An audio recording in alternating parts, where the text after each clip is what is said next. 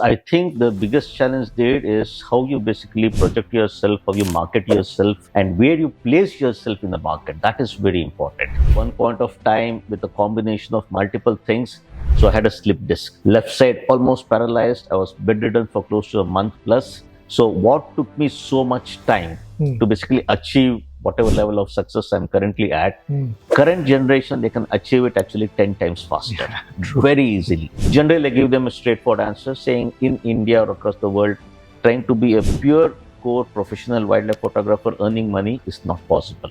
If you're into wildlife photography, you need to have a lot of patience, a lot of it. So that is where I think it's more to do with the calculated risks which you have to take in life. And the current generation of folks, if you see, right, I mean, it's a good time for them. Hi, and welcome to our first podcast, which is with a very good friend of mine, Sudhir Shivaram, who's obviously a very big and a noted wildlife photographer. So in this podcast, we have spoken about everything. For instance, how is it that you become a big wildlife photographer if you're not from this industry or if you're from a different background completely? Also, what's the best time to go to some of these wildlife parks, what you can shoot there, how is it that you can get there? Very interesting conversation. But yes, if you're new here, then please make sure that you like, share, and subscribe to our channel because we've got a beautiful lineup of podcasts coming in. Yes, do share this with all your wildlife photography friends as well. And I hope you enjoy this and see you in the next one. Thank you, Sudhir, for coming down to the first ever podcast of Expert Talk with Bhavya Desai. And I'm really happy that you're here. And just a heads up, I actually wanted to do the first ever podcast with you is because you're such a dear friend, and also because of the sort of chemistry that we have both on and off the camera, and the conversation and the content that we are able to kind of talk about. I feel that it can be a lot more beneficial and helpful to everybody that who sees. So that's the reason why I invited you to be the first person here. Thank you, Bhavya. Thank you so much. And I'm really glad to be part of this podcast, the first one in the series to come. Right. So good that we're having this conversation. Absolutely. Okay. So what I'm going to do is actually like similar to what we've been doing on Instagram and things like that.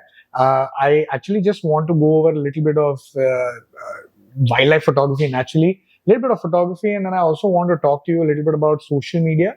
The reason is because I know that you are someone who's really mastered that aspect when it comes to photography as well. And that's such an important part of most people's business now. So first up, I mean, if you can just give us I know this, but for the benefit of a lot of the viewers who possibly might be seeing this for the first time, can you just give us a little bit of background of how you got into this line and what you were doing earlier? So I'm a software engineer, or one step before. So I'm an electronics and communications engineer by my studies, graduation. And then after that, like a lot of other folks during the 2000, so even I was a software engineer. So initially worked for Hewlett Packard for close to 8 years, purely on a hardcore tech basis. Like, I mean, right. I used to work on the internals of Unix operating system, on the device driver. So at a complete lower level, purely a systems programmer.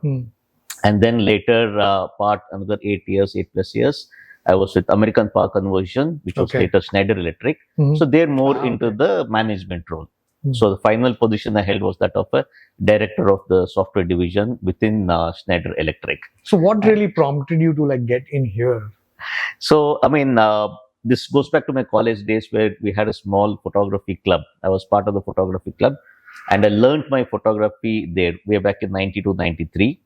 And after I moved to Bangalore for work, so I continued my passion for photography. And since Bangalore was kind of a hub for wildlife photography, so I caught up with like-minded friends of mine who are doing wildlife, but not wildlife photography. So they started taking me around the forests of Kabini, Bandipur, BR Hills, those places. So that is how I got interested in wildlife photography. And at one point, while I was working in HP, I already had become very popular because I won a first prize for a worldwide competition within HP.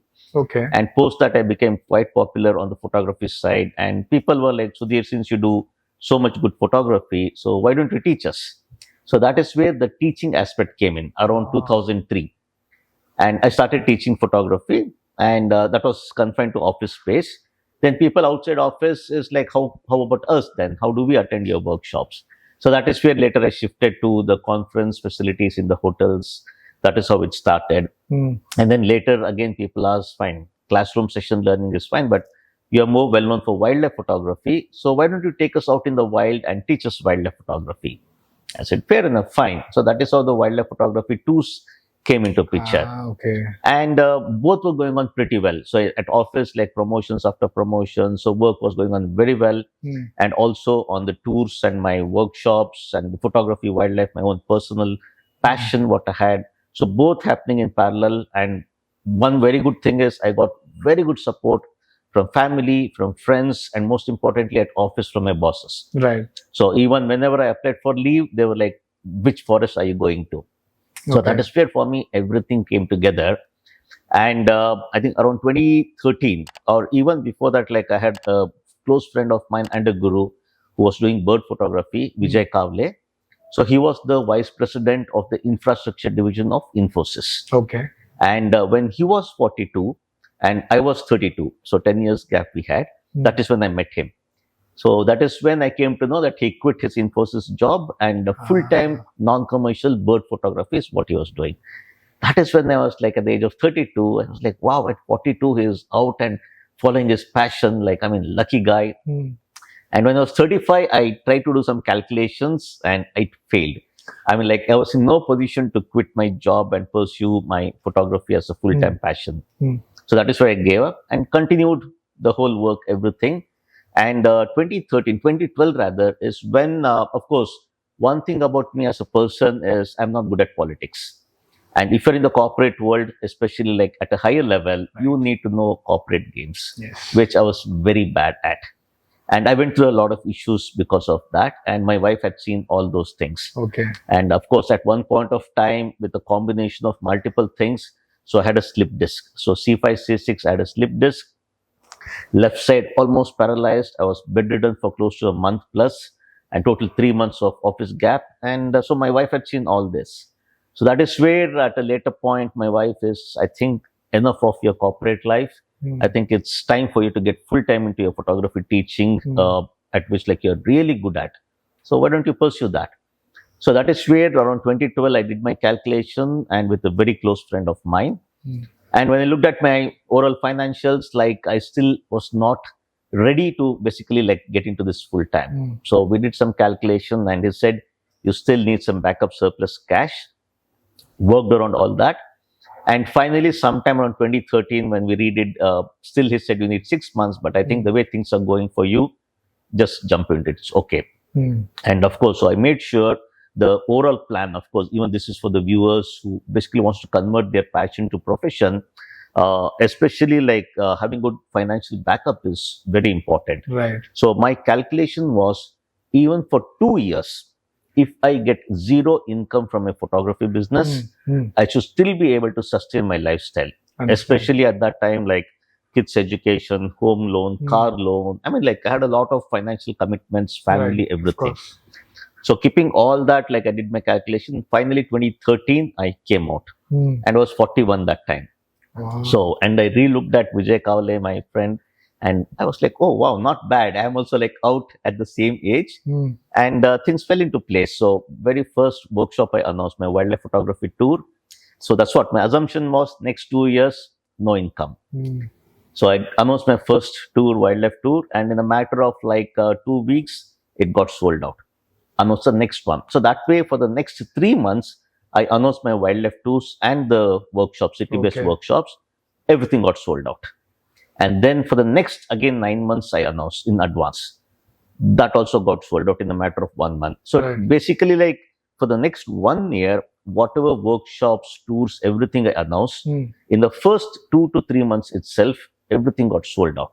Which means like I made my money for the next 1 year. Right. And my calculation was 2 years, zero income from photography. Right. So right from day one of the launch, things really like went on well. And I never had to look back. So that is where it's close to 10 plus years now since I quit my corporate life and got full time into my passion, which is photography teaching. See, this is the thing. I didn't know about, so of course I knew about the background, about where you came from the corporate world and things like that. But I had no clue that even before turning professional, your you had actually started doing tours and teachings and stuff like that. I was always under the impression that it was first you obviously made a lot of effort to get into it professionally, and then you build a lot of that, how do I say, goodwill, and of Yes. course a name, and then you got into a lot of these, branched out into these activities. So, how difficult was it? I mean, I know that from a perspective that you had to keep a certain amount of backup, that this is the amount of time that you've given yourself. So if someone really wants to pursue this sort of a path, then what's the level of backup that we are talking about in terms of even sustaining that lifestyle? Because everybody is not as lucky, or I would say, touch wood, as good as you in terms of photography as well. Yeah, I think the main calculation what I did is the basic expenses. Okay, of course, like sometimes I used to go on a lot of trips, tours, family outings, parties. So keeping all those things aside, I did my calculation of the basic must-have expenses on a monthly basis, and that into basically 1 year, 2 years is what we did. And then I looked at my bank balance and made sure like I have enough surplus cash, and of course putting that into investments in basically like mutual funds or wherever, basically all the investments with the returns. So that was the calculation what I did, because this is very important. Otherwise what happens is, I have seen these examples where people believe that, oh, I can do it, no problem, and they jumped into it, tried it for a couple of months, it didn't work out, Right. and then they were neither here nor there. That is what happened. And I know of other few folks who were in it for a very long time, and especially post COVID, around the COVID time, where the kind of things we all went through. So I know a few folks like who were doing these tours, and the way it turned out for them is like they could not come back to the tours. They had to get back to the software life or the previous profession. So that is where I think it's more to do with the calculated risks which you have to take in life. And the current generation of folks, if you see, right, I mean, it's a good time for them, because one of the things from what I understand is like the kind of commitments what I had done. Okay, so nowadays folks, they don't like to own things a lot. They like to experience things. True. Okay, so for them, like taking risks is actually quite easy. Yes. And now we have the tools actually. If you see, as we'll be talking about the social media, the connections, the networking. So all those tools are actually available. In fact, this is one of the things where I tell my friends and others, as a part of even motivational talking, what I do a lot of times. So what took me so much time to basically achieve whatever level of success I'm currently at, current generation, they can achieve it actually 10 times faster, very easily. Okay, for them, things are very well laid out. You have the tools, you have everything at your fingertips. So you have ChatGPT, you ask, it will give you the complete planning as to what you need to do. Absolutely. So I think so that way the current generation are like far, far better about like becoming entrepreneurs compared to what we went through. So, I mean, I think, that I would say, I don't know, Gen Z, Gen Y, I don't know where the generation is at right now. I think that can be a completely different podcast, to be very honest, because it's so exciting to try and understand. You know, what's the funniest thing? I was actually thinking about this, and I was telling my wife this thing just a week back, that when I was a teenager, and whenever I would always talk to my parents, I would always feel that, you know what, how is it that they don't understand? Why is there such a big generational gap that they're not able to understand what I'm saying? They're not able to understand technology and how it's moving so fast. Why are they not so gadget friendly? And the funniest thing is, I think a lot of the millennials that I meet now, I mean, I'm a millennial, but a lot of Gen Z, Gen Y, all of these guys who are probably teenagers now, when I meet them, I actually feel a dinosaur that I was actually thinking that my parents were at that time. It is just so surprising. I've had conversations with them, and those conversations, I'm wondering, I'm like, okay, what is it that they're thinking? How is it that they're even thinking this? Whether it's about tech, whether it's just generally about life, whether it's about experiences, as you said. So that's such an exciting topic, actually. So maybe we'll kind of circle back to that a little bit later. I think it'll be like great to have a little bit of your insights and your experiences on that as well. But coming about this, the conversation about the challenges or like whatever the struggle. Now, everybody obviously always looks at things when it comes from success point of view. Obviously, you've achieved a certain level of recognition, a certain level of name. I think when it comes to wildlife photography, there are only one or two people in this country right now who enjoy the same level of success or the position that you are in. But nobody really talks about those challenges, how to get there. Or how did you get there? Yes. You know?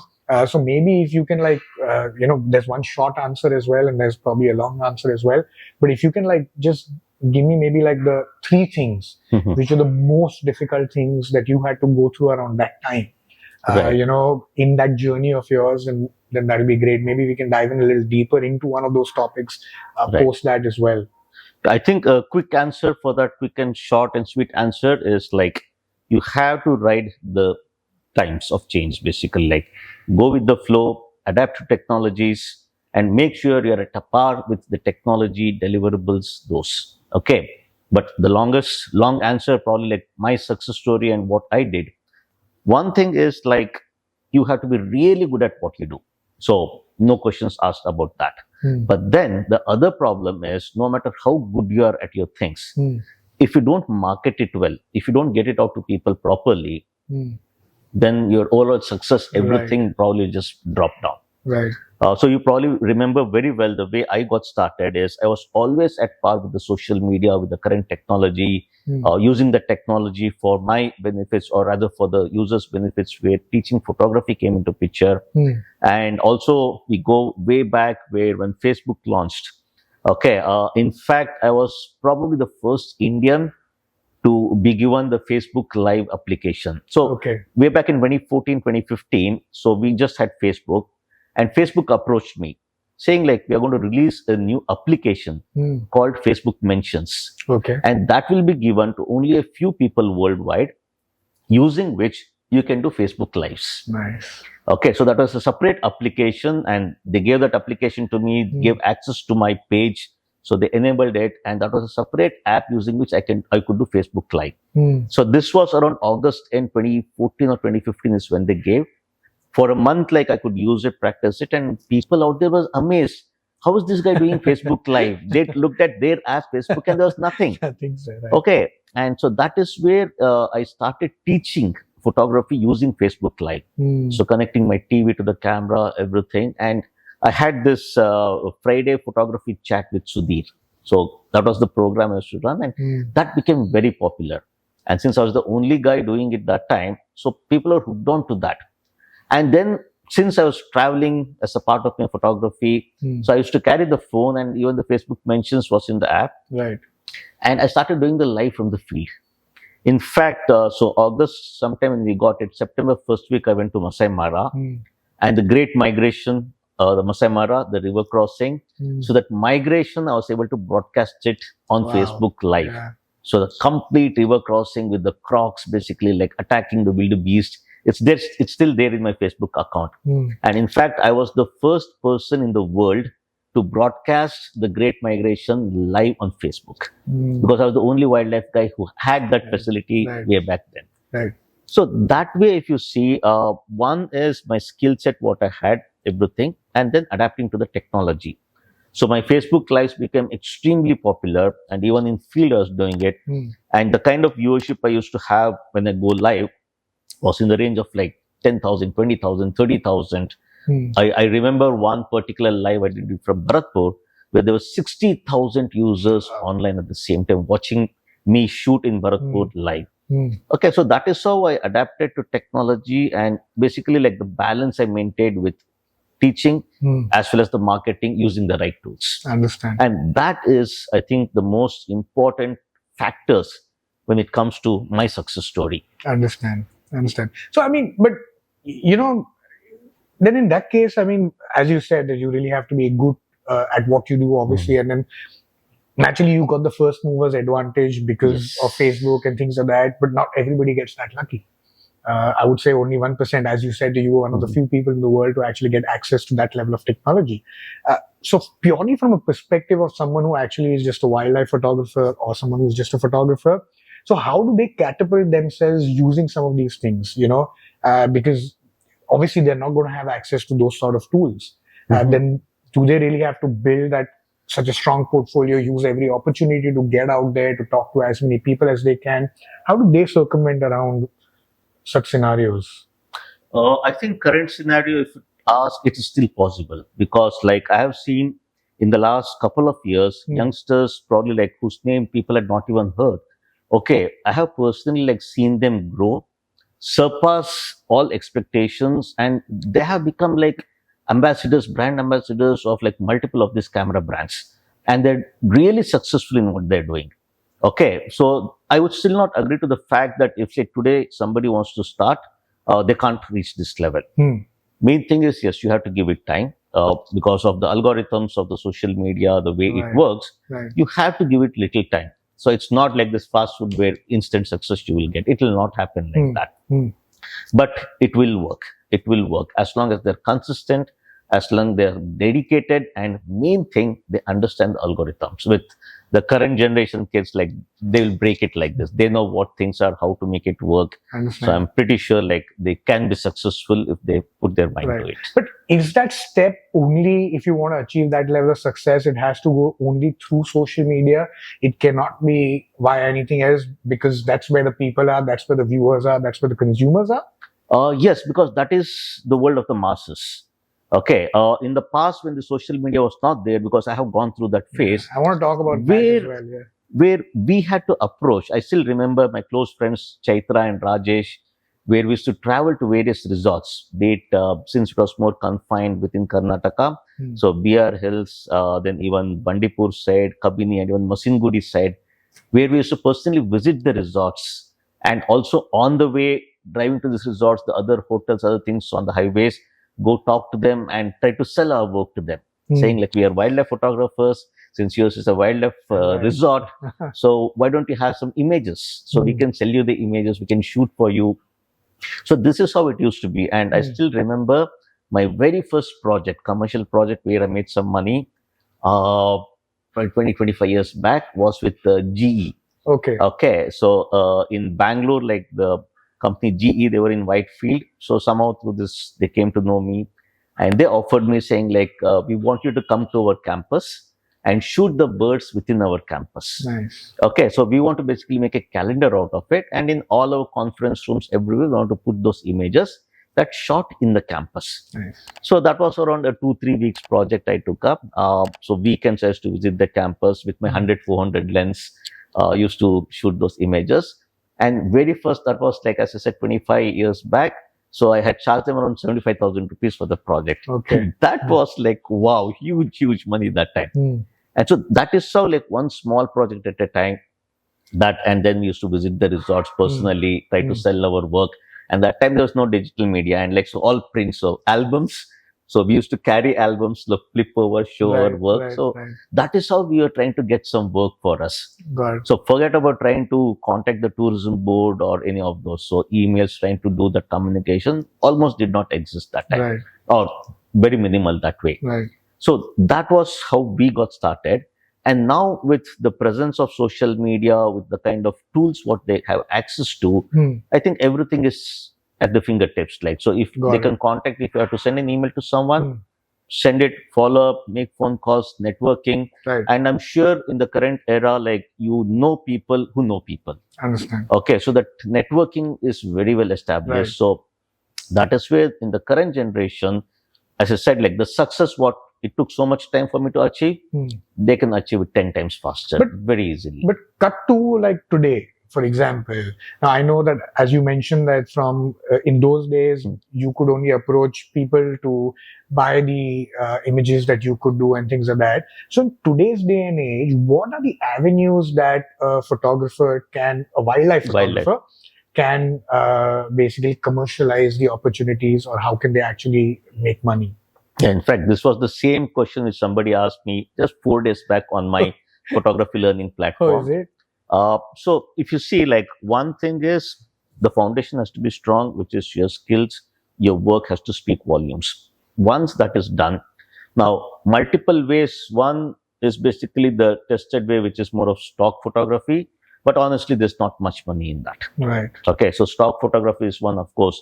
If it were to talk, like a good friend, Dhritiman Mukherjee is probably the only Indian whom I can say is a professional wildlife photographer who earns his income purely by his selling his wildlife images. Nobody in India can do it, or nobody in India does it. Okay, so his again is a different story. Like, he has been same like me, 30 years into the field. But leave that apart. So stock is one way. So the other way is, like, once you get really good at your work, Okay, so NFT is also the other way, but NFT market now is a little down. It's not up to mark. But that was one of the avenues, and I know of few wildlife photographers, street photographers who made some good amount of money through NFT. And the other avenue is obviously like again good work. Contact the art dealers and see if you can set up your own exhibition. I understand. Okay, so in that line, if you see, I think our good friend Shaz Jung is there. He has done some amazing exhibitions Right. and more of the artistic kind of exhibitions, and that has worked very well. Right. And then the other avenues is obviously contact the tourism department. So there are projects which the department gives out, irrespective of it's already done, but still there are niche areas where you can approach the tourism department, pitch for projects. And then like again, the commercial aspects comes in. So that is the other way you can do it. And even now with the current era, you can even apply for grants. So even it's a combination of filmmakers and even photographers where you can pitch for projects between Nat Geo, other agencies. If you have a good story to basically convey, so you will get the grants. Okay. So that is the other avenue. And the other things which I am into basically is once you're very good at your wildlife, Right. so and wildlife photography and keep going to the various forests everywhere, you develop your contacts, you know the jungles. Once you get to know about that very well, then you can get into the tour operator business. Exactly. Okay, and that also is good business. Like I personally know of a lot of my students, contacts who are doing very well in that. Even now and then they keep talking to me and I keep offering them the inputs, how to basically plan. I advise them. So they're doing pretty good in that area. So that is the other avenue where you can start earning an income. Right. Okay. So this way, if you see, it's not that in fact, honestly, like when people ask me, I want to become a professional wildlife photographer, how can I make money from photography? Generally, I give them a straightforward answer saying in India or across the world, trying to be a pure core professional wildlife photographer earning money is not possible. Okay. But you put in that effort, everything. So these are all the various avenues by way of which you can actually like earn some income from wildlife photography. Right. But is there enough space in that? So I understand completely that yes, these are the avenues that you can actually do well, or you can at least commercialize your photography from. But is there enough space in that tour operator or education business and all of these things where is the pie big enough where you can have 15, 20, 30, 40 of those photographers really getting into that business? Because at the end of the day, obviously, after gaining a lot of experience, you are eventually going to have the similar sort of at most of these reserves, you're going to have sort of similar sort of a push as well. So is that big enough to be in there? I think that is where the advantage of our population comes into picture. Okay. I have seen, as I said, a lot of my students, friends who have got into this business, and majority of them are doing well. Especially like wherever I go. In fact, like I was in Kana last week. So Kana, one of my other students, was conducting his own tour. And I saw like he had good amount of like people on the tour, and I know of my other student who does it very regularly in Kaziranga, that side, Guwahati side.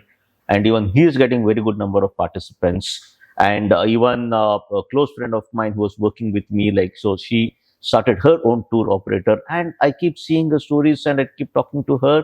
And all the tours are sold out all the time. So I think it's more to do with, again, the quality of service, what you're going to give. And people have to be comfortable around that.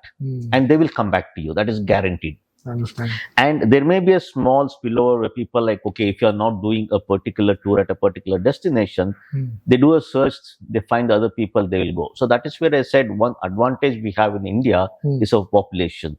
And nature, wildlife tourism is something which I'm sure everybody likes. I understand. But a small point here is like, so these are more, I would say, of the tour operator kind of a thing, which will work. Probably the margin and other things may not be very high. But if you want to get into the role of the mentorship, like what I am doing, right? So that you have to be really good at your work. So I know of a few folks who are into more of the teaching line, and they are doing pretty good that way. But this is a skill which again you have to develop, and then like I'm sure like there is enough place for everybody here. Right. But how difficult is that? I mean, see, I know that eventually everyone who actually is good at teaching and good at photography, I can at least count 5 or 6 examples who've really gone on to create photography academies, and they've obviously gone on to, some have gone on to do really well. Some obviously have really had to unfortunately shut doors. For example, a very close friend or a very good friend of mine is Arko Datta. He's pretty much a legendary photojournalist of India. He had this amazing school called Udan School of Photography, and we've had people who've finished from that school and have come and worked for us. And I kid you not, they've actually said one of the most toughest things in life was to actually get a passing certificate from that school. Okay. Because he's so disciplined and he's so result oriented that because of his name, because of you've certified yourself from that school and things like that. But then eventually, probably not the best businessman that I know. So then at some point of time, they had to shut shop. And there are some other examples as well like this who've obviously found it very challenging as well. So while that seems like a great place or space to be in, if it clicks, it's really good, but does it come with its own share of challenges as well? Oh, yes, I think the biggest challenge there is how you basically project yourself, how you market yourself, and where you place yourself in the market. That is very important. Okay. And there is one tip which I keep giving to a lot of my friends, or rather like my students who wants to get into this area, saying don't look at what I'm doing and don't say like, okay, I'll also start teaching photography. Because main thing is like you need to be really good at your work. So slowly you need to get started over there. So identifying yourself, identifying your place in the market is the critical part here for the success, with the combination, as I said, of the marketing tools. So the social media, we will talk about it anyways. Right. Okay. So I actually wanted to talk a little bit about, these forest reserves as well. How has that experience from what it was earlier changed to now? Because I remember in what it was about 5 years back, it was totally different, and where it is now, it has become really popular. So I have a follow-up question on that as well, depending on how the answer to this goes. But let's just start there, because how has that experience changed for both as a photographer or even as a consumer as well, who actually visits these places these days? I mean, probably I am one of those few lucky guys, unlucky guys, who has actually seen the entire journey. Of course, all those who started photography probably 15, 20 years back, they can very well connect to this fact, the way things were. I mean, even today, I remember the days where we used to trek into the forest, be it Bandipur, be it BR Hills, Kabini, okay, all this official, with the department's permission, we used to go in the forest, trek, and even Dikala, like even till recent past, we know of times where we used to go sit in the watchtower. Okay, so those were the times what we had, because that time it was not so commercialized. And with even the influence of social marketing, with all these social platforms coming in, where the news spreads very fast, sightings or even the negative aspects actually goes much faster. So with all these things comes together, right? So that is where even the forest department, tourism department, they have to balance it. So that is the other challenges what we have faced. And the safari permit, some of those was never an issue. Now with the growing popularity of all the parks, and the main thing is like wherever there are good sightings happening, and that just comes out on social media so fast that the next moment the tickets for that park are just sold out. So a lot of, in fact, in this year itself, like multiple of my own tours, I had to shut it down, or basically like had to cancel it, because before I could get the participants, the permits were sold out. Okay, so this is the kind of change I have personally seen compared to probably 10 years, 15 years back to the current era. So these are the challenges we are facing. But on the other side, if you see, this actually helps the local communities. So which is more important from sustainability, ecotourism, and of course, the communities around the parks, right? So they're the core for all these things, conservation related. And that is helping them a lot with this tourism inflow. So those are basically the trade-offs for us, where we have to basically like plan very well, much in advance compared to how things were probably 10, 15 years back. But on the other side, the flip side, if you see the positive side of that, I think that is good for the park, for the conservation and for the local communities. But what is that divide? Do people still find, because I remember that until about like 4 or 5 years back, people prefer still going to a lot of Africa. If they would think about wildlife, it would always be more in terms of, okay, there's Masai Mara, Serengeti, Nakuru. Do we do like, for instance, how you mentioned as well, the Great Migration, which is still such a big popular event that actually happens. But in the last 3 or 4 years, I've seen that there has been a lot of change in the mindset of the consumer as well. Like Indians now do prefer going to a Gir, they still prefer going to a Bandhavgarh. It might not be, and I honestly don't think that a lot of these reserves are still doing a lot to market themselves. Yeah. I think I have not seen that change in terms of marketing, wherein earlier, maybe 5 or 10%, but still the popularity is still through the roof.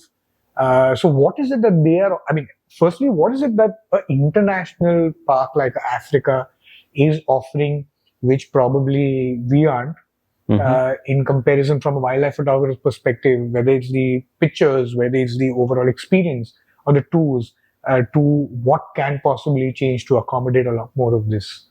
I think from a comparison point of view, since I keep traveling to Africa, Masai Mara a lot, and even the game reserves over here.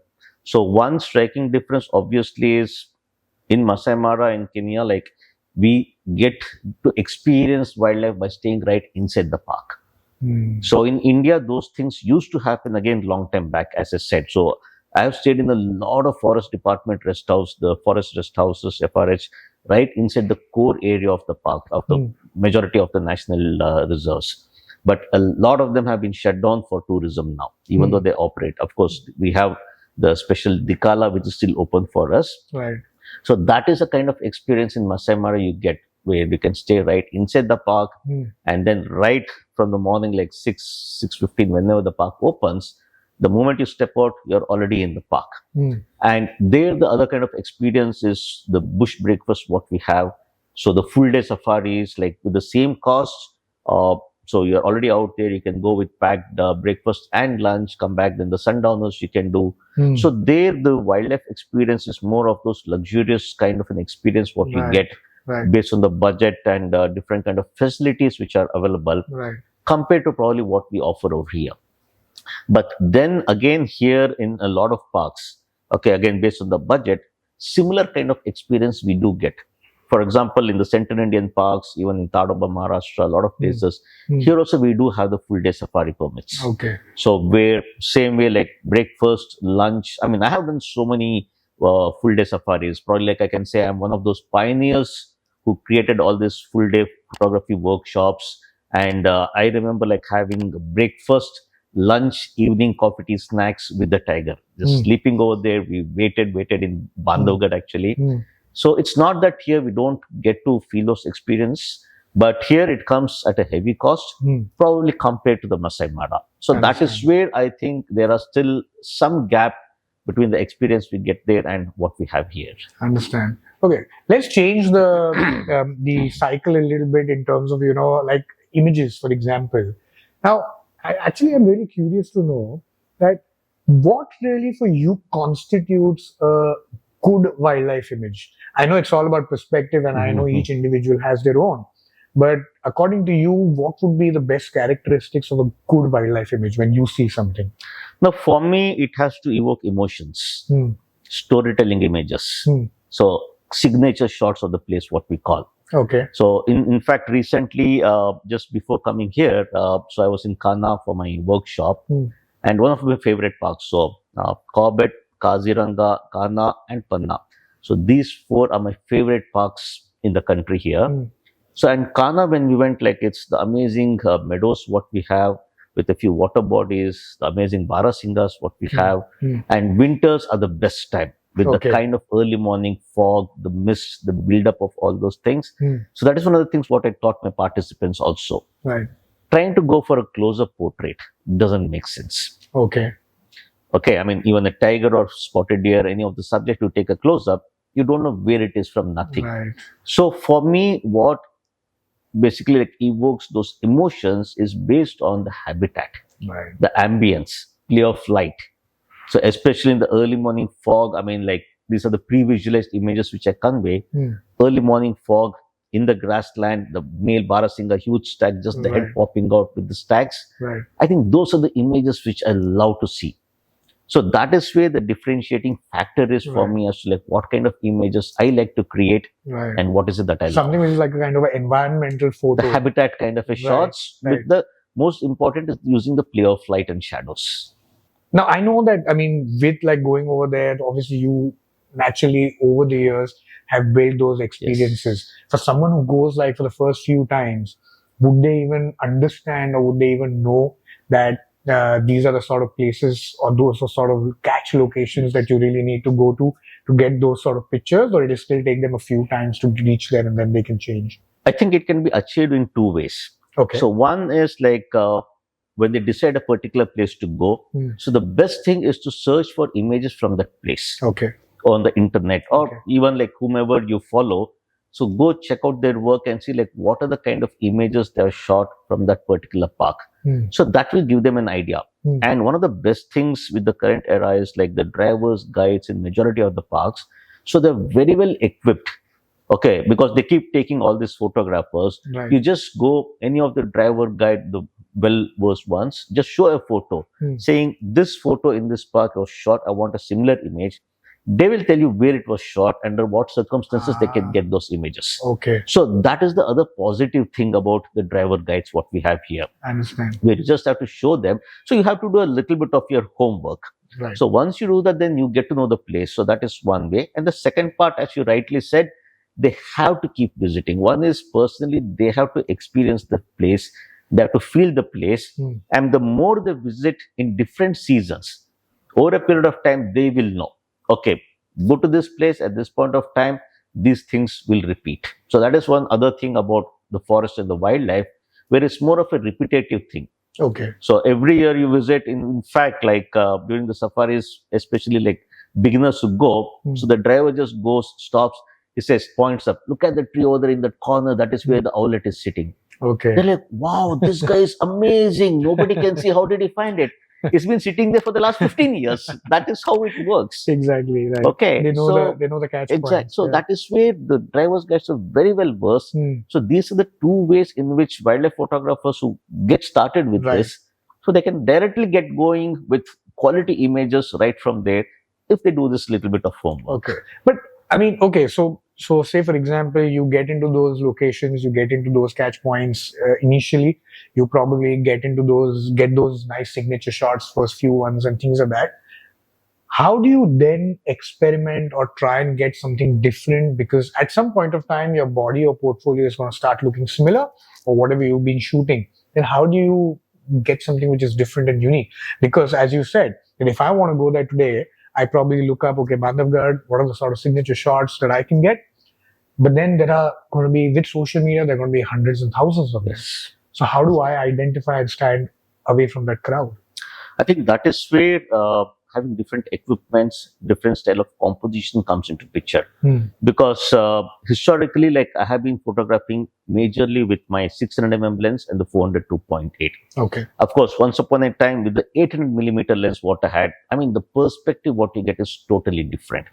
People sometimes say that, oh, 800mm, is it not too long? I mean, too close, short, basically zoomed in for a wildlife. But yeah, that is the beauty of that lens, where like the perspective you get, the extreme close up, which no other lens can see. So that is one thing what I was very consistently doing. Then later, once I moved to the 400 2.8, the perspective was different. And the latest answer for you is like currently I've just started shooting with 300mm 2.8. And that is a game changer, I tell you. Because the key thing is with the 300mm f2.8 lens, which even Nikon and even Canon also they have it with the DSLRs. So the perspective you get is totally different. So that is where with different zoom lenses at subjects being close or a little far, the way you build the story is going to be totally different. So that is where like there is no end to the kind of style what you can create going forward. So different focal lengths, different compositions, locations also matters. So that way, if you bring up the basically combination of all these things, the permutations and the combinations of this, I think you'll never run out of ideas as to like what is it that you can create. Okay. But do do you, for example, now being in your position, do you have a lot more access to when you go to some of these locations or some of these game reserves as compared to what probably I will go if I've not really been out there even once, or for anyone else who actually gets out there? Does that help with that baggage as well? You get a little bit more access. It has two answers. One is like I don't get that access all the time. Okay. 99% of the time, I also go in as a normal tourist Okay. with the same access, same roads, everything remaining the same. Okay, so in the extra time, nothing. But yes, I do agree. There are certain situations where a lot of my close friends, like who are probably like IAS officers, IPS officers, IFS officers. So when I travel with them, so there's a little bit of flexibility, like probably like accessibility with respect to the time, with respect to the locations where we go. So some of those things, once a while it happens, but not all the time. But that doesn't mean that we'll get lucky all the time. Even with probably some of those accessibilities or benefits with what we get, we may not even find anything. Because one of the key things which people have to understand is 99% of the images what we have made or what we make always is in the core tourism area and Okay. not in the core. Outside of the 20%, Understand. making images there is very tough because the animals are very shy. So it's in the core 20% of the core area. The tourism zone is where the animals are very much used to you, and that is your playground to make these images. Right. How much of that is also part of luck? Not just from a perspective of getting the right shot or being at the right moment at the right time, but it's also about just generally from a equipment's perspective, from the journey perspective, from being at the right place at the right time and getting that right shot that you need. How much of that would you say is a lot about luck as well? I think luck does play a major role over here, along with the knowledge of the locals. So that is what I keep saying. I may be an expert wildlife photographer, but probably I'm not an expert of that particular area. I mean, classic example is I've been visiting Panna in the recent year very frequently, and that is where I've developed a love towards that park. Beautiful park. Whenever I go there, like I go with my regular driver guides, and they know the subjects, they know the locations, everything. So all they say is in this location, this is what happens. So basically, like as a wildlife photographer, once you get a fair idea about where what may happen, then you have to put in your skills, visualization, everything comes in, and then you have to plan those shots. So for example, like one of the locations in Panna Tiger Reserve, so the where the waterfalls is there, the vulture point, what we call. Okay, so there very regularly the tiger walks on the edge over there, and that is one of the signature shots of Panna Tiger Reserve. Okay. Same thing like Ranthambore, Zone 3. So there, like a lot of times, the tiger basically crosses the Rajbagh water body. That is again a signature shot. And you consistently go there, you do 6 to 7 to 8 safaris and be there itself all the time whenever there's tiger movement. Guaranteed you will get those images. So it's basically a combination of luck, consistency, and the knowledge about what happens over there, which the locals is going to help you. Right. And going back to the same point, the more frequently you visit the place, you will start knowing those Learning things. it as well, So yeah. combination of all these things. Understand. So, what are the other qualities that you really require to be a good wildlife photographer? What I mean to say is that, yes, as you said about homework and things like that, but does one really need to be very patient as well? Because I think, if I'm not mistaken, I think I know so many people who've obviously gone 3 or 4 or 5 times to a lot of Indian game reserves and they've never really even got a sighting of a tiger, which is probably what you actually go there for. I think patience, as you say, right? I think this is more of common sense, and people know it that if you're into wildlife photography, you need to have a lot of patience, a lot of it. Another very classic example of that is again from last week where we were at Kana Tiger Reserve. That was my last safari as a part of my workshop. And like we were at this particular place in Kana Tiger Reserve where we knew this DJ and the 2 Cups were in that area. And we waited there for a long time. And all the other vehicles, again, the knowledge, everybody knows, everybody waited at that same place for a very, very long time. Okay, and we could hear the alarm calls. So somebody are calling and somebody are running out of the bushes from there because we knew the tigers were sitting there. Right. Everybody waited till the last minute. I would not say till the last minute. Almost for few hours, 2 hours at least, everybody waited. Lost patience. Everybody left. So our two vehicles, which was there, that one and another close friend of mine, his client's vehicle was there. So 3, 4 vehicles were there. And then, of course, the driver guys, they do the calculation saying at what time they have to exit that park, at that part, if they have to basically reach in Right. time. So they do the calculation. And my driver guide said, it's time if we have to go. So 2 vehicles. So we said, like, I'll go in this direction, you go in this direction. So that we'll just do one checker and see if it has come on the road or whatever. So we did. We met at a junction, no, and there was the exit road. We just exited. Okay, so our 2 vehicle and another 3rd vehicle, which they left early. Right. And the moment we exited, alarm call started.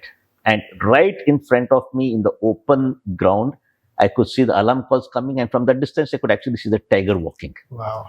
And the lucky part is the other vehicle in front of us, my friend's vehicle. So their shocks basically had got damaged. Okay. So the shocks basically had broken and they could not go fast and they were going very slow. Since they were very slow, they got lucky. So since they got slow, they were very lucky. They saw the tiger cross right in front of them. And we still were within our time limits. So we are coming out. And that was one of the best sightings because one of the behavior of the cubs is when the mother is there, they play very well. And in the open ground, they got some amazing shots of the DJ with the 2 cubs playing, jumping around, the play fight, everything. I mean, 5 minutes it happened. And in wildlife photography, 5 minutes sighting is like an hour-long sighting for us. So that is where this other vehicle who were in front of us, they got the sighting. And like we were the only 3 vehicles who spent that full 5 minutes seeing the cubs, the mom play a lot. So that is where having patience in wildlife photography is very important. That is the key. Because no matter, especially in the afternoons, you do a 3-4 hour safari, all the actions, believe me, happens in that last 5 minutes. Okay. And I've seen people give up, quit, and they go 30 minutes early saying, "Arey, now what will get? We waited for so long, nothing will happen, let's go." And they go out. But like, as I keep saying, the safari is not over till it actually is over. And even if 3 minutes is left, very high probability that 3 minutes will be the best 3 minutes of that entire safari. Wow. Patience is all that matters in wildlife. But in general, I think that a lot of these reserves, they don't really promote themselves essentially, where I don't really see them doing that. Okay, you know what, come visit us and things like that. Is that deliberate? I think it's more to do with individual parks. Okay. As you rightly said, in MP, like there is the MP Tiger Foundation Society and the MP Tourism Department. They're little active with respect to their website and little bit promoting. But yes, in general, I think that kind of a promotion from the department side, it doesn't happen much. But generally, it works the other way. In the recent past, if you see the number of parks which have got more popular, one of them is Panna Tiger Reserve, then even Pilibhit Sanctuary, Dudhwa is coming up really well. So there are a lot of these lesser known parks which are becoming quite popular. So just as an example, if I had to talk about Panna Tiger Reserve. So I started visiting Panna from last year, February, or exactly like 1 year back, I started visiting Panna. And Panna was well known overall amongst the locals, some of the regular visitors, but not on the tourism map as such. It was not a very popular park. One, probably because of the accessibility. And when people think of Madhya Pradesh, for them it's just Kanha and Bandhavgarh. Okay. So Panna never had a place as such. And since that time, like I have been visiting Panna in the last 1 year, and with all the, I would not say marketing, but I mean, you go there, you get those good images, you post it on the social media platform. People look at it, and because of the kind of following what I have, and people like look at my work. So for everybody, like, oh, which is this new park? I mean, yeah, Bandhavgarh, Kanha is there. Why don't you try this new park? So in the last 1 year, I've seen a lot of wildlife photographers, friends of mine, contacts, followers. A lot of them have started visiting Panna Tiger Reserve. And today it's one of the hottest selling parks in India. especially with the amazing tiger sightings what we are having over there, which probably even Bandhavgarh and Kana also probably are not having. Okay. So it's more or less guaranteed. And other good part about Panna is there is no zone system. So it's just one entire park. It has multiple gates to enter, but at the end of the day, everybody ends up at the same place. So the accessibility is good, and even the overall safari, the habitat, it's very beautiful. And that is why in the last 1 year, the park popularity has increased a lot. So that way, again, social media, photographers who visit, the images what they post, so that is directly marketing the particular place. And the tourism department, they don't have to do much. What are the times, according to you, that some of these parks are the best to visit on? Like, for example, if you take a calendar year, Jan to December, then what would be the best times to visit which park? Okay, that is where in my case, I do a little bit of homework. So one of the best things, again, for people to actually understand about these parks is like every park has its own Facebook group. So it's important become part of this Facebook groups and also WhatsApp groups. Okay. So that is where you get to know about the sightings, what is happening. So that is where you learn about the overall activity in the park. Okay. Now, if you take the winters, so obviously winters are not the best time to basically visit the parks for good sightings, especially of the big cats. But then in winters, the kind of sightings what you get is something beyond imagination. With the early morning mist, the fog, and the greenery, the habitat what we have, and especially like early winters, like in October when you go and the park opens, a lot of water bodies, rivers, streams are still there. So during those times, the kind of images you get are totally different. And then comes, of course, the summers, which are the best for amazing sightings because of the water bodies, the heat, the big cats, the tigers, the leopards, they do come to the water bodies. So the sightings more or less will happen. But can you break it down to which park is the best to go in which month sorts? Like, for example, when you talk about the summer, or say when we start with the winter in January, then January, February, which is the best park that somebody can visit in India? And then if you go on like that, then what would be the names? Say, for example, in India itself, like January, if you take, okay, so December, Jan, one at a time if you take, so Kana Tiger Reserve, as I said, for the grass meadows, the beautiful early morning mist fog, that is good for Kana. Same thing holds good for Panna, Bandhavgarh as well. Bandhavgarh, like amount of subjects what you get is a little limited there, more or less because of the habitat and the kind of Tala, then Magdi and Kitauli, the habitat, it's little limited. But yes, and Ranthambore also for that matter, with the open areas what you get. So there, the winter misty mornings, amazing images you can make in all this park. In fact, winters are really good throughout India because of that early morning mist. And once the sun comes up, especially in Kana, the salt trees are there. Corbett, again, amazing place with the salt trees and the light cuts across, right? So those stray lights what you get, beautiful throughout all the parks. Then again, moving on, there are certain parks where it's more of those signature shots we get only during that time frame. Okay. So for example, if I had to talk about Kaziranga, so again, December, Jan, the park is so green with the elephant grass where they don't cut it, they don't burn it. So you get those more vibrant greens you get. So again, that is a good time to go. Velavadar for the black bucks. So again, Velavadar in January is absolutely amazing for the black bucks, for the kind of activities what you can capture over there. Corbett is always there throughout the year. But then moving on, say again, summers, if you see from a water bodies, again, for those creative images, if you have to say, one of the best places, my personal favorite is Corbett. Okay. Because Corbett, Dikala, if you go to Dikala Forest Rest House, the grasslands are there. So that is the time for the elephant activities. So apart from the regular tiger movements, crossing the Ramganga River with the blue waters and the white stones, beautiful landscape shots you can get. But generally, I go in the summers to Dikala, mainly for the elephants in the grasslands, early morning, late evening with the sunset, because the beauty of Dikala is you're right inside the park. So you can wait till the nth moment of the sunset from wherever you are to the forest rest house, probably will be 1 or 2 minutes. That's all. Okay. So you can spend longer time. Right. And then the other part is again the timings of the park. All parks, unfortunately, like you cannot say like all parks in India, they maintain the same time.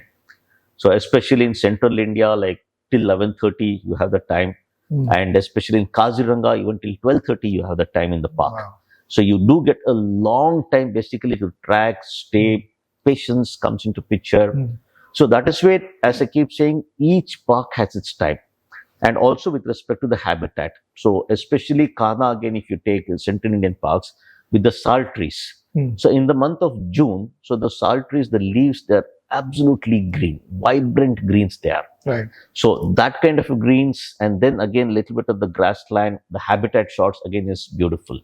So this is where we try to map each of the park in India to the season, as you said. And of course, coming to one of my favorite places, Bharatpur. Even the Bharatpur is more as a bird sanctuary, but except for tigers and leopards, you get all the mammals over there. And that is one of the best places to even learn photography at a very low cost, or even go and experience the park. Again, that one is more specific from December to January. Okay. So December and Jan, you have a lot of fog, Activity. very creative images you get in the fog early morning. But Jan 1st to Jan 15, 20th, the fog, the thickness, the density is very high.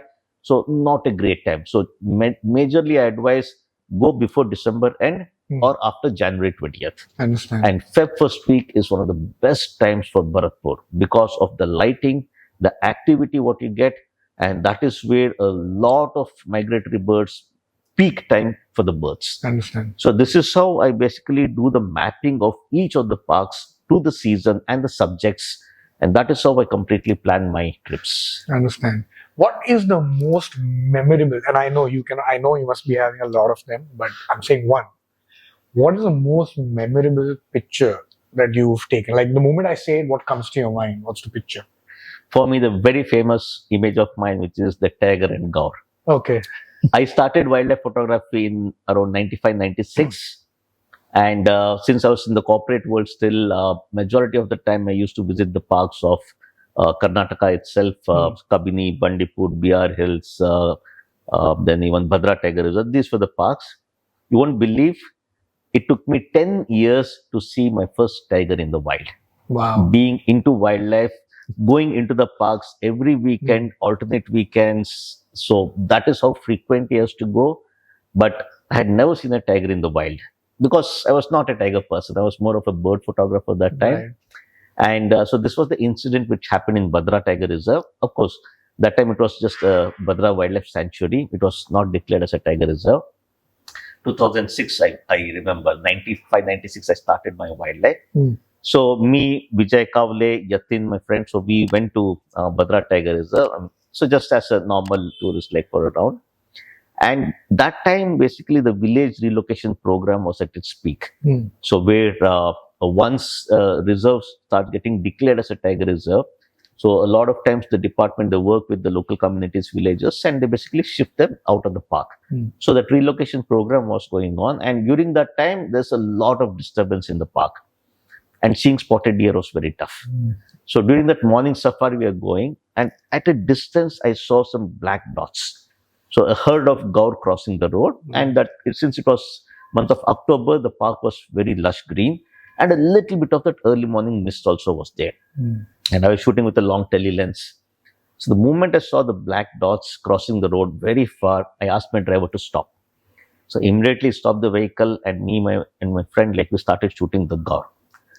So I was very happy where seeing the spotted deer was so tough. We are seeing a herd of gaur passing by. I continued to shoot few seconds, and the driver like looked straight like this, then looked at me, looked at the angle of my lens. Then he asked, "Sir, like, what are you shooting?" I said, "The whole herd of gaur which is passing by." He said, "Sir, forget the gaur over there. Look down here. There are two tigers sitting on the road." I was like, even today when I think about that, right? That was the moment, like, and I looked on because the safari track on which it was sitting, kind of that early morning mist, it merged and I couldn't see them. Okay. So they were quite far. So then immediately, like I said, and I started shooting. And that image, what I shot, to be honest, even till today, is one of the best images of the tiger in the wild. Okay, so no other image has come even close to that. That is what a lot of my friends who are into wildlife, they say. And till today, that is etched into my memory as one of my best sightings of the tiger, because that was my first sighting. And it's a class image, I tell you, classic image.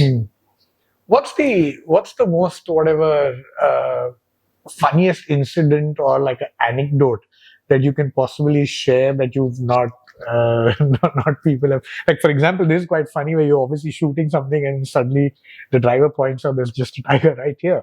But is there any funny anecdote that you can share? One particular incident I remember. I exactly don't remember which park it was, but obviously a lot of action was happening. And initial days, what used to happen is I used to have multiple lenses, but less number of bodies. Right.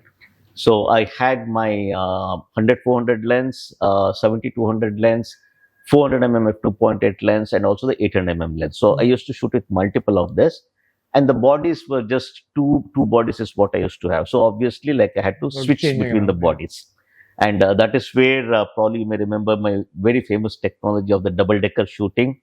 So where on one top of the other. So that is one of the things what I used to do. So here in this particular case, what happened is, like, I was shooting with the 400 mm, 800 mm, and the 70-200 with just two bodies. So I had to keep changing. So basically, tigers and cubs were playing in front of us. So I had to keep changing. And at one particular, so the way it used to happen is, so we remove the center seat, so things are lying down. So we pick the equipment, keep on the beanbag, shoot, change it. So that is how it was happening. At one particular point when there was very good action, so that was a perfect one for my 400 mm. So immediately I saw the 400 mm, and then immediately I picked it up, kept it on the beanbag when the correct action was happening. I go at the back and to hold and shoot, there is no body over there. People, all the other vehicles, they're looking and laughing at me like, I mean, how could Sudhir mess up like this? So that is one of those incidents. And the other one is, like, with the patience and other thing what you said. This happened in Ranthambore Tiger Reserve. So this was, I had my workshops, everything. So that was one particular time where I did around like 40 safaris back to back with some 50-60 tiger sightings. April time, amazing sighting. Because of the continuous sightings, like, I called my family also. It was vacation time for kids. Wife was there. I just sent them the flight ticket saying, come over. So after my workshop got over, so it was family trip. So with family, my things are a little different. So I can't do that serious photography, all those. So we got the news that in zone 2, where we were supposed to go in the afternoon. So Noor and Sultan, basically, like, they had made a kill of the spotted deer. We knew the location. So as soon as we entered the park, directly we went there. So my driver, Pappu, he was driving us. So as soon as we went, like, we got the perfect location where they were still feeding on the spotted deer, because there's one small window which was really good. So we went parked over there, and after 5-10 minutes, all the other vehicle came and, like, everybody parked around us. So I mean, amazing sighting, close by, amazing lighting. So once Noor goes, feeds on the spotted deer, then she comes, then Sultan goes. So all those things happening, and continues to shooting video, shooting stills, everything. 15 minutes into the shooting, I'm with my family. So my wife says, let's go, we're done. I'm like, what do you mean, let's go? It's the same tiger eating the same spotted deer. So you already shot so many images. How much more are you going to shoot? I'm like, okay, give me 5 more minutes. So I continue to shoot. And then she was like, let's go look for other tigers. So why spend all the time at one place? And see, she was also right that way. Like, I mean, non-photographer, general wildlife, nature lover. She wants to see the park. She said, let's go. I'm like, okay, fine. So I told my driver, Pappu, chalo chalte hai, ho gaya. Thak it. Sir, kill chhod ke ja rahe hai aap? He's like, you're going to leave the kill and go? I'm like, yeah, jana padega. Like, we have to go. Let's do it. He's like, okay, if you say so. And now all the vehicles are covered. So then, like, again, he requested the other vehicle, thoda jagah do, like, we have to leave. All my other friends and people who know me, around me, they were looking at in shock. They asked the same question. Sudhir, kill chhod ke ja rahe ho? I'm like, yeah, we want to look for other tigers, blah, blah, blah. And we just had to leave that and go. Right. And people were still looking at me like, I mean, again, this will come, they will fight for this, all those things generally which happens. And I'm like, it's okay, done. We want to go look for other tigers. So we left, and we got lucky. We saw 2 more tigers once we went in. So happens. So that is where I try to balance between my personal safaris, what I do with friends, and with family. Family, Of course, with family, when I go, wife is very cooperative. This much I can do. With friends, when I go with my old college friends, hostel friends, there it's totally different. But a lot of times when I go with them, I tell them I don't know who you guys are, so stay away from me. Right. So yeah, these are all the fun parts of going into the wild. What's the, across everything that you've actually shot, what's the most elusive or the most difficult animal to shoot, and why? So far, two animals I have not shot, which I really want to. One is the snow leopard. I have never managed to go there. The second is the clouded leopard. Okay, what's the difference? Okay, a snow leopard, which Of you course. get in the Right. mountains over there, Ladakh, that side. So that is the snow leopard. The clouded leopard is again much smaller, thicker, similar, which has larger patches basically. So Okay. clouded leopard we get in the northeast. So the Manas side you get. So Okay. that is the place where you get the clouded leopards.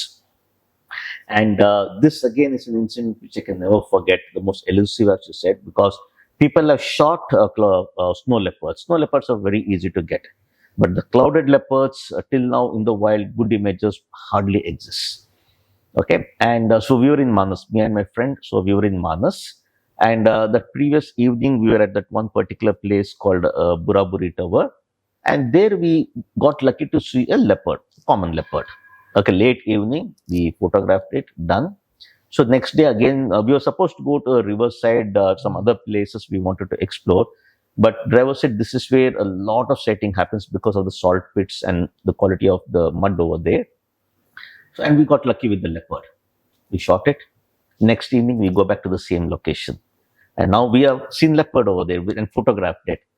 So we're just like again waiting over there. So this again normal tourist vehicle which comes over there, and then normal exchanges which happens. What did you see? So they asked us like any sightings, anything. So we're like, oh yeah, we saw a leopard yesterday here playing over there. Got photos also. It was good. So with completely like with the kind of hype, we conveyed that. So those tourists, humko bhi mila. We also went near the riverside over there. There also we saw some two leopards playing, and then we came back. Then I looked at the driver saying, where was this what leopards? Then the driver said, two clouded leopards playing in the open area beside the Manas River. Wow. I mean, we were supposed to go into that area the previous day, and we came here. That again is something which I can never forget. Right. So I really want to go back to Manas again, see if I can get that very, very elusive clouded leopards. So that is one place which I plan to go back again. Understand. Okay. So now, like, coming to social media, a little bit of what we were actually talking, it's very interesting. I mean, but before we move on to that social media, I have one question. A lot of the photographers these days, a lot of the people usually shoot a lot with smartphones. Mhm. And of course the quality is becoming a lot better and things like that as well. Do you really see a possibility where users can actually shoot wildlife or birds and XYZ also with phones? I think if you look at the way the smartphone technology is basically like developing, yeah, I mean, probably 10 years back, if somebody had said that I will shoot wildlife with cell phones, people would laugh at you. That was, I mean, like nobody could even dream that, you can do some wildlife with smartphones. But in the recent past, we have seen that technology is catching up even in the smartphones, because I have personally basically promoted multiple brands and I've used it. And even currently also, I see some of those latest brands which got very recently, which one of the products you also did the review of it. There, the quality of the image with the zoom capabilities and the megapixel of it, I see. I mean, like it's absolutely amazing. And for amateurs who are more of into digital shooting, probably not into print media. Okay, so more into digital shooting. For them, what really matters is what they see on the screen of the phone. They're not going to see a huge 20 by 30 printout or any of that. Right. So for them, it honestly doesn't matter whether they're shooting with a 600 millimeter lens or a zoom 10x, 15x zoom from the smartphones. Because I've seen the quality of those images, and like, I mean, it's difficult to say whether they have been shot with a DSLR, mirrorless, or with a cell phone. So I think from a technology point of view, for the masses who can't afford the very high-end equipment, I think this is really going well with the technology changing. And I would not be surprised that this is going to catch up and more people is going to adapt with the smartphones for wildlife photography rather than buying the more expensive gadgets. But do you think that that's the level of quality that these things can deliver beyond a specific point? I know, for example, if you are within a 5 or a 10x range, I think that yes, for sure, it can really deliver that beautiful with that telephoto, of course, with a lot of the AI, the algorithms, it can deliver that. But Yes. beyond that as well, do you think it's possible to at least use the image even on social media? See, when you talk beyond that, for me, the beyond that is more of the print and the commercial aspect. Okay. But majority who are hobby photographers, and if you look at the statistics, not many people surf the social media on their laptops or computers. It's the phone. So that is where for the phone quality, that is more than sufficient. And also at the end of the day, like with the kind of attention grab what people have, they will not stay on one image for a long time. Right. They just keep scrolling, it catches their attention, they like it. That's it. Right. And that could be from a smartphone, and the smartphone with the AI and of course the post-processing tools what we have for that, it really like it's right there for this kind of an entry-level photographers. I understand. So, in fact, it's very interesting that we're talking about social media. The reason is because when you shoot, when you, for example, go to a reserve, you're obviously shooting with your DSLRs. And then how is it that you actually convert that into a vertical format? Because the consumption of what the content is really happening these days is more vertical rather than horizontal. Like, for example, in the trends, I've actually predicted which is like the death of the horizontal photo, in one of my articles. And in order to do that, I actually checked how much of horizontal I have shot in the last 1 year. And it was literally below 10%. Yes. Everything that I've shot in the last 1 year is all vertical. Yes. So do you shoot and then do you also shoot separately, or do you have to go in and crop? The benefit is that, yes, of course, when you're shooting such high resolutions, you can always crop it into a vertical, but yeah, I think this is a huge shift which all of us have been going through now. I remember like 15 years back in my workshops, this is one statement which I very regularly used to make when I start the composition part of the presentation, where I say, apart from horizontal, you have to try and turn the camera vertical. I say like, this is what I used to tell people, go back and check your images. 99% of your images will be horizontal and you hardly will have vertical images because we see the world in a horizontal way. Right. We never walk like this. Right. That is what I used to say 15, 20 years back in my workshop. But now, as you rightly said, because of the social media and the phone usage, automatically you turn vertical. Right. Now with even videos we always used to be horizontal. Absolutely. Now camera sensors, they are coming out more for horizontal shooting. Right. And this again happened in my recent trip where an amazing action happened, and that was a kick-ass like action if it was a horizontal frame. And since like the action was happening vertical, I had kept it vertical and I continued to move it vertical and shot it. Missed out an amazing frame of the horizontal one.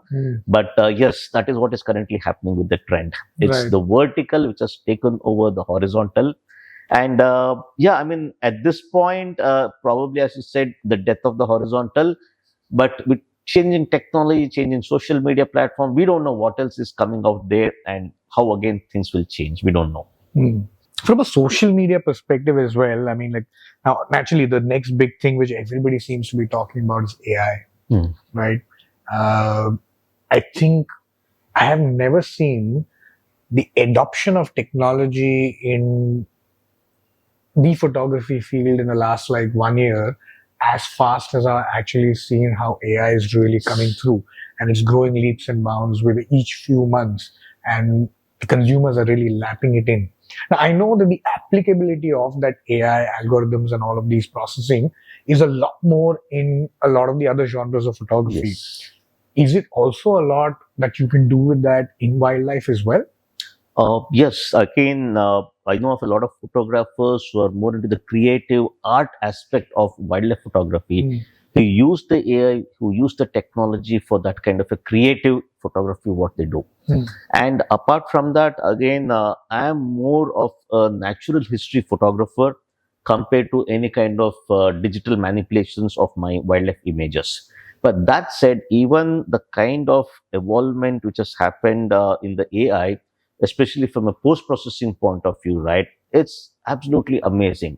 I mean, the simple things like be it the noise reduction or the latest tool what they've introduced in Adobe, which is the blur tool, the lens blur tool. I mean, that will give you the kind of images which you want to get. Even if you're using a 5.6 lens, you cannot get that kind of a bokeh. With some small tweaks using AI, you can get that kind of an image. And that is, again, it's kind of a borderline with respect to is it acceptable, not acceptable, which is still okay. Because if you had a 2.8 lens, you would have got those kind of images.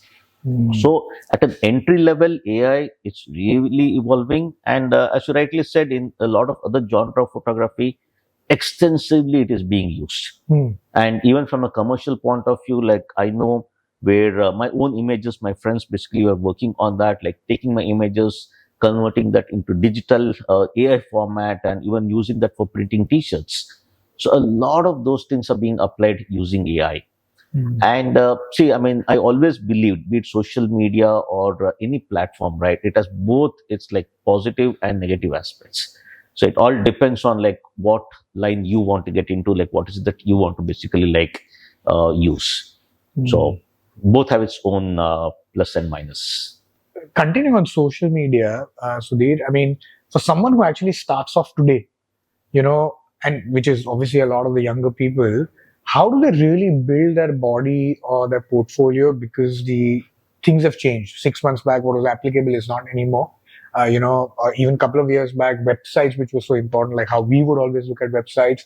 I think in the last 2 years, we've also started looking a lot more Instagram of photographers because more recent work goes there rather than websites not regularly updated. So how does an individual build that body of work? I think one of the key things over there is the foundation, or rather the quality of the images, what they put, that has to be top notch. So no questions about that. But the next important thing is the consistency and the disciplined manner in which they do it. Now, studying Instagram algorithm, how it works is very, very important. So a classic example is my own example, as well as like a lot of my other friends, contacts, and whom I've seen grow. Now, all said and done, people are complaining that Facebook, Instagram is not giving much prominence to photographs. It's more of the reels or probably the dance, blah, blah, blah, those things which are happening. But to be honest, that is not entirely correct. Because I have seen people whose accounts are really growing with just good content of wildlife. Okay, especially people who are consistent, regularly posting, and quality content. When I say content, it's really good quality content. And I have seen them grow right from say 100K. This is all within the last 1 year. So grow right from 100K and cross even a million. And I know of others like grow from even say 50K, 20, 30K. I remember. And then currently at around 800, 900K or something like that. And every day regularly posting consistently. And another classic example of what happens if you don't do that is me.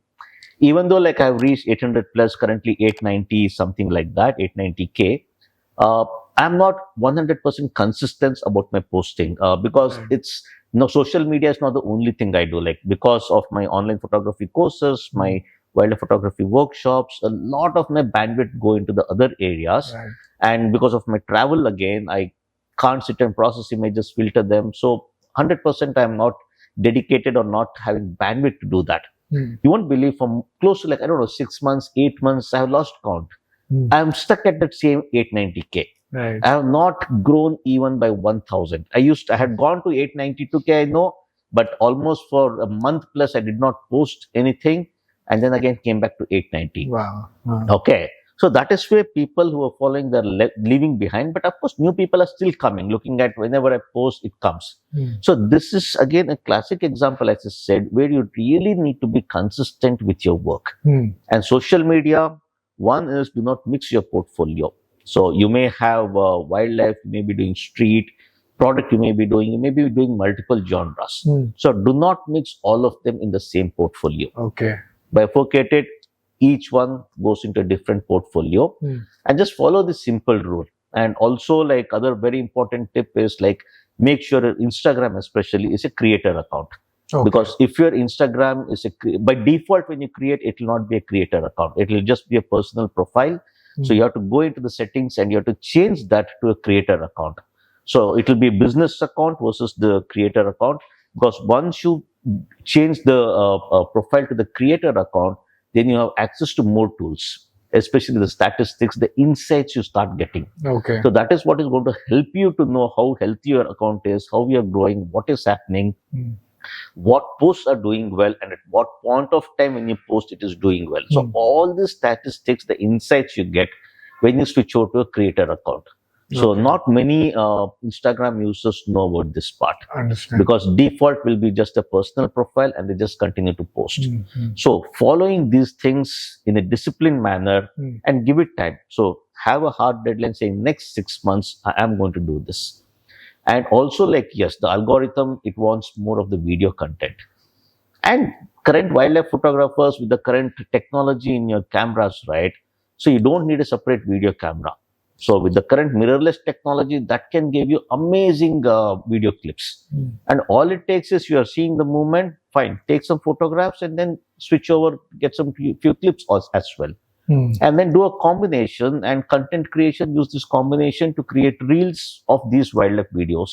And that will also do very well. Understand. So you don't have to dance. Right. So still with your own wildlife content, you can grow well on the social media. And as I said, it is working well for a lot of people who are consistent with this. Understand. What are your thoughts on ads? I mean, like from perspective of an individual photographer, does it, I mean, like say, of course, for a photographer like you who's doing a lot of workshops, who's doing a lot of tours, who's obviously doing mentorship and teaching and things like that, naturally you need to be out there.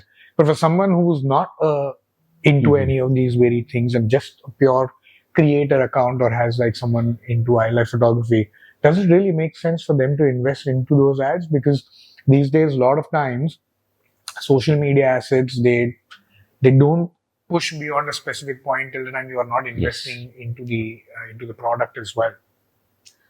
I would say, like, don't get into that unless you have a product, a package, or something to sell, a service to offer. Okay. As you rightly said, if you're in the business aspect of it, then the Facebook ads, Instagram ads, they work really well. Of course, again, that's again a separate skill set.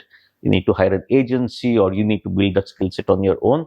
But that said, for a lot of these youngsters and like entry-level photographers who have started using social media. So for all these youngsters who have now just got into social media, just go with the organic growth. So don't invest your money into ads, because one thing what will happen, the algorithms again, the moment you start doing the boost post or like start putting money, then the algorithm will start changing. And then like, okay, give me more. So that starts happening. So don't get into that. And also like boost post doesn't work very well. Okay. So that is same as like actually putting proper ads, and you need to understand the concepts over there.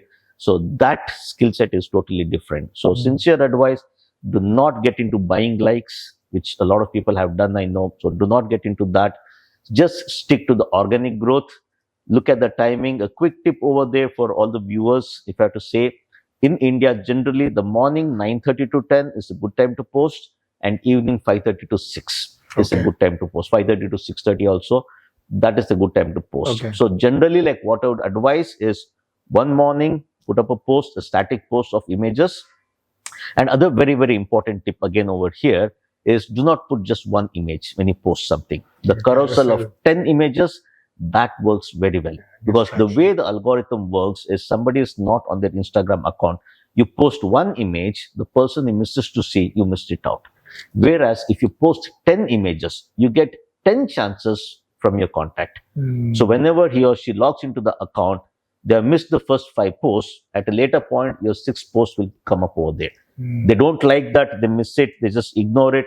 The 7th will come, 8th. So till the 10th, so that means you get 10 chances for somebody to like your post. Right. So again, see, these are all small tips and tricks which you have to understand to grow your account on social media. So morning, do some posts, karaoke, combination once, and evenings 5:36 is a good time. Again, probably you can post some reels. So meaning you have to really do a little bit of deep dive into your analytics as well. Yes. To try and understand what's going. Does it also mean that at some point of time, you do tend to get demotivated as well, right? When it's not moving. For example, now, if you take an example of us, we came really late on Instagram, and we've kind of been like half active, I would say, in the last couple of years.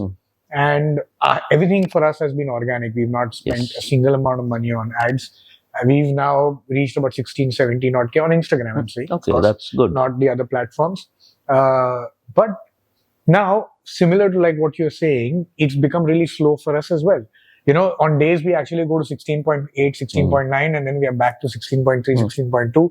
And it can be really frustrating. The reason is because you are really trying to push, you're really trying to do what you really do, but then beyond a specific point, it's going up, down, up, down. So does it get demotivating, and can you easily get demotivated? Or yes, one of the reasons why that happens and even the demotivation happens is people feel that they always have to keep putting new content. They run out of content. So that is actually like not the case. You don't have to keep putting new content every time. So a small trick over there is when you put a carousel of those 10 images, so a little bit you have to keep track, look at the thumbnails, what you have put. Make sure the very first thumbnail, what you post, is a new image or a different image which is not in the thumbnail of the previous profile what you have. Okay, so very first one should be different from all the other thumbnails, but the next set could be a repeat. Don't worry about it. Because again, the way the Instagram algorithm works is not everybody sees all the images all the time. So I'm pretty sure out of like even 1,000 followers, if you have 2,000 followers you have, they would not have seen all your images all the time. So that is another trick which will work very well. It could be theme based. Sunrise images, sunset images, or like backlit images you can say, or even street photography you're doing, like candid movements, portraits. I mean, there's so many themes you can work on, or a combination of location based. So you just arrive with different kind of like content, theme based, and keep repeating the images. Absolutely nothing wrong with respect to repeating the images. And honestly, that is the algorithm which will work. Repeat the content, but the first thumbnail, keep it different, so that when the portfolio and somebody visits your portfolio on the on your Instagram account, so each thumbnail will be different. But inside, don't worry about it. That will work. I understand. Right. Great.